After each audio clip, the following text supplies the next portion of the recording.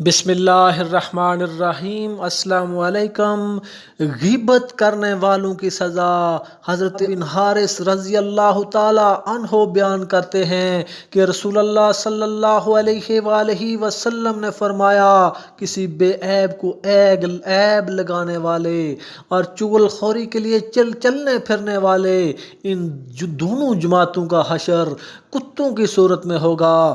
حضرت ابن عباس رضی اللہ تعالیٰ عنہ فرماتے ہیں کہ سرکار دو عالم صلی اللہ علیہ وآلہ وسلم نے شب معراج میں دیکھا کہ ایک قوم مردار اور مرے ہوئے جانور کھا رہی ہے۔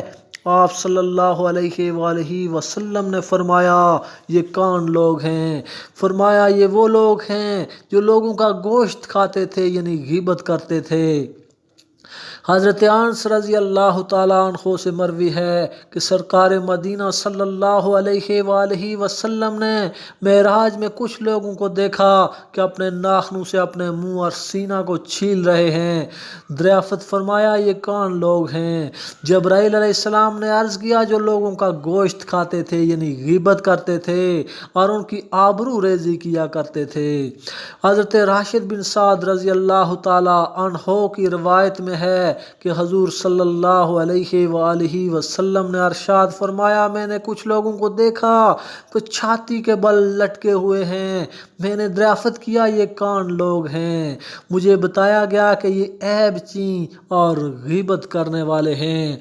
حضرت جابر بن عبداللہ رضی اللہ تعالی عنہ بیان کرتے ہیں کہ ہم لوگ حضور صلی اللہ علیہ وآلہ وسلم کے ساتھ تھے کہ ایک بدبودار ہوا کا جھونکا آیا۔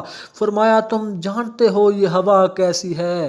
یہ ان لوگوں کی بدبو ہے جو مسلمانوں کی غیبت کیا کرتے تھے۔ حضرت ابو سعید خدری رضی اللہ تعالیٰ عنہ اور حضرت جابر رضی اللہ تعالیٰ عنہ سے روایت ہے کہ رسول اللہ صلی اللہ علیہ وآلہ وسلم نے فرمایا، غیبت زنا سے بھی سخت ہے۔ زنا توبہ سے معاف ہو جاتا ہے، لیکن غیبت جب تک وہ شخص معاف نہ کرے جس کی غیبت کی گئی ہے، معاف نہیں ہو سکتی۔ اللہ پاک ہمیں غیبت سے بچنے، دین کو سمجھنے اور اس پر عمل کرنے کی توفیق عطا فرمائے۔ وَمَا عَلَيْنَا إِلَّا الْبَلَاغُ الْمُبِينُ۔